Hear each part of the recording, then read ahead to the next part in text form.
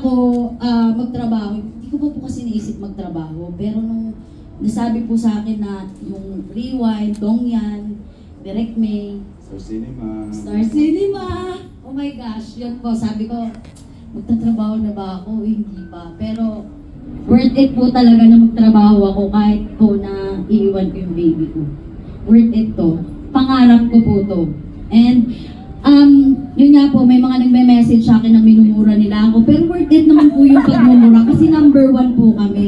As in, minumura po talaga nila ako. Tapos may nagsabi, alam mo pa mo, ikaw yung Marites with a heart.